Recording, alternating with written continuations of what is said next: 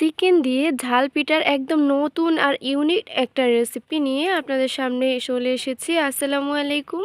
আমি তাসমিম, নাবা ইসলাম কিচেনে সবাইকে আরও একবার স্বাগতম। কেমন আছেন সবাই? আশা করছি আল্লাহর রহমতে অনেক ভালো আছেন।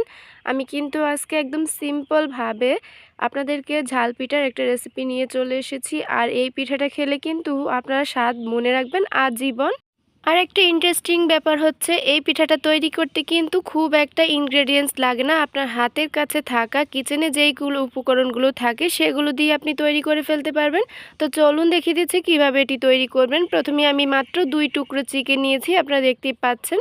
এটা কিন্তু মুরগির ব্রেস্ট নিতে হবে, মানে হাড় ছাড়া মাংসটা নিতে হবে। তো আমি কিছু ইনগ্রেডিয়েন্টস অ্যাড করে দিচ্ছি। তো আমি 1 চামচি পরিমাণ কালো গোলমরিচ গুঁড়া অ্যাড করে দিয়েছি, হাফ চা চামচ লবণ আর হাফ চা চামচ হলুদ মরিচ গুঁড়া দিয়ে এটা আমি একটু পানি দিয়ে এটা ঢেকে দিচ্ছি। তো এই ইনগ্রিডিয়েন্টসগুলো কিন্তু আপনি পরিমাণ অনুযায়ী অ্যাড করে নেবেন। তো আমি এটা এদিকেও হতে থাক, বাকি কাজগুলো সেরে নিচ্ছি। একটা মিক্সিং বল নিয়েছি, এখানে আমি 2 কাপ পরিমাণ ময়দা অ্যাড করে দিয়েছি আর এখানে হাফ চা চামচ লবণ অ্যাড করে দিচ্ছি। বেকিং পাউডার অ্যাড করে দিয়েছি হাফ চা চামচ পরিমাণ আর এখন কুকিং অয়েল অ্যাড করে দিচ্ছি 2 টেবিল চামচ পরিমাণ। আর এখানে যেহেতু 2 কাপ পরিমাণ ময়দা নিয়েছি তো 2 টেবিল চামচ পরিমাণই পারফেক্ট আছে। এখন সবগুলো উপকরণ হাত দিয়ে মিক্স করে দেখতে পাচ্ছেন এরকম কনসিস্টেন্সিতে নিয়ে এসেছি।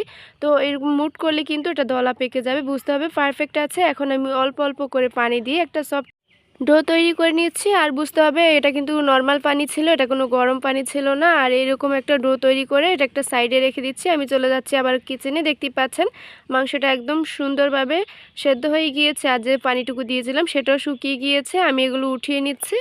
তো চিকেনটা ঠান্ডা হয়ে গিয়েছে, আমি হাতের সাহায্যে এভাবে একদম ঝুরা করে নিচ্ছি। আপনার চাইলে কাঁটা চামচের সাহায্য কিন্তু এই কাজটি করতে পারেন, তবে আমার কাছে হাত দিয়ে সহজ মনে হয়েছে তাই আমি হাত দিয়ে কাজটি করে নিচ্ছি। তো এইভাবেই কিন্তু পুরো মাংসগুলো এরকম ঝুরা ঝুরা করে নিতে হবে।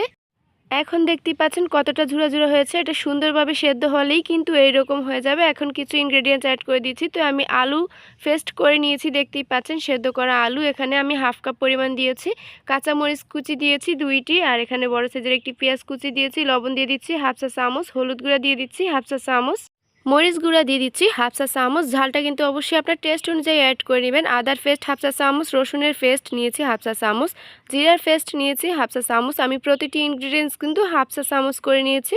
আমার যেইটুকু পরিমাণ ছিল আমি এরকম বলে দিয়েছি, আপনারা কিন্তু চাইলে বেশি কম করে নিতে পারেন। তো এই সবগুলো উপকরণ হাত দিয়ে ভালো করে মিক্স করে একটা ডো তৈরি করে নিয়েছি। এখন দেখতেই পাচ্ছেন এটা পারফেক্ট আছে। এখন আমি চলে যাচ্ছি, আমি যে একটা আটার ডো তৈরি করে রেখেছিলাম সেটা আমি আরও কিছুক্ষণ হাত দিয়ে ভালো করে মথে নিয়েছি। এবার আমি ছোট ছোট করে লিচি কেটে নিচ্ছি। আপনারা দেখতেই পাচ্ছেন কতটুকু পরিমাণ। আর পিঠাটা আপনারা কতটুকু সাইজের তৈরি করবেন সের উপর ডিপেন্ড করবে আপনার এই লিচিগুলো। তো আমি একটু মাঝারি সাইজের করব, একদম বড় না বা ছোটও না। তো আমি একটু লিচি নিয়ে এভাবে গোল করে বা চ্যাপটা করে প্রেস করে একটা রুটি বেলানি দিয়ে আমি ছোট ছোট করে রুটিগুলো বেলে নিচ্ছি। আর এইভাবেই কিন্তু আমি সবগুলো রুটি তৈরি করে নিব। তো ফাইনালি আমার রুটিটা তৈরি করা হয়ে গিয়েছে। এখন আমি একটু পুরুত্বটাও দেখিয়ে দিচ্ছি, দেখতেই পাচ্ছেন একদম পাতলা আছে। আমরা নর্মালি যে রুটি করি তার থেকেও পাতলা। এখন আমি যে পুরটা তৈরি করে রেখেছিলাম সেটা আমি দিয়ে দিচ্ছি। আর এইভাবেই কিন্তু আপনারা একটু খেয়াল করলে বুঝতে পারবেন আমি কিভাবে কাজটি করছি, একদম সহজ।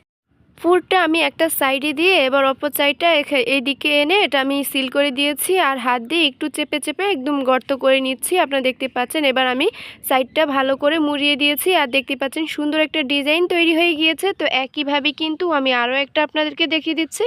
আর এই কাজটি কিন্তু একদমই সহজ, আমি আশা করছি আপনারা আমার থেকেও বেটার ভালো করে পেরে যাবেন। তো এইভাবেই কিন্তু আমি এক এক করে সবগুলো পিঠা তৈরি করে নিয়েছি। তো দেখতেই পাচ্ছেন অনেকগুলো পিঠা তৈরি হয়ে গিয়েছে, মাত্র আমি 2 কাপ ময়দা দিয়ে কতগুলো পিঠা তৈরি করে নিয়েছি 2 টুকরো চিকেন দিয়ে। তো এখানে আমার কাজ শেষ, এখন চলে যাচ্ছি কিচেনে। আমি একটা কড়াই নিয়েছি আর এখানে 1 কাপ পরিমাণ তেল অ্যাড করে মিডিয়াম হিটে গরম করে নিয়েছি। আর আমি এক এক করে পিঠেগুলো দিয়ে দিচ্ছি। পিঠেগুলো ভাজার সময় কিন্তু চুলার আঁচটা মিডিয়াম হিটে রেখে এই পিঠেগুলো ভাজতে হবে, তাহলে কিন্তু উপরে অনেকটা ক্রিস্পি হবে। আর আপনারা জানেন ভাজা পোড়ার কাজগুলো কিন্তু একদম ধৈর্য সহকারে ভাজতে হয়। আমি কিন্তু প্রতিটি ভিডিওতে বলে থাকি যখনই আপনারা ভাজা পোড়ার কাজ করবেন একটু ধৈর্য সহকারে ভাজবেন, তাহলে কিন্তু একটা ভালো রেজাল্ট আসবে। তো আমার এগুলো ভাজা হয়ে গিয়েছে, আমি একটা স্ট্রেনারের সাহায্যে এগুলো নামিয়ে নিয়েছি। একটা কিচেন টিস্যুর উপর রাখলেই কিন্তু তেলটা ঝরে যাবে। সব পিঠা কিন্তু একবারই দিয়ে ভাজতে যাবেন না, চুলা কিন্তু মিডিয়াম হিটে রেখে অল্প করে ভাজতে হবে, তাহলে কিন্তু ভালো একটা রেজাল্ট পাবেন, নয়তো ভেঙে যাওয়ার সম্ভাবনা থাকবে। এখন দেখতেই পাচ্ছেন আমি কিন্তু পিঠাগুলো তৈরি করে নিয়েছি অলরেডি। এখন আমি এগুলো সার্ভ করব। একটু ঠান্ডা হয়ে গেলেই কিন্তু এই পিঠাটা আরও অনেক ক্রিস্পি হবে।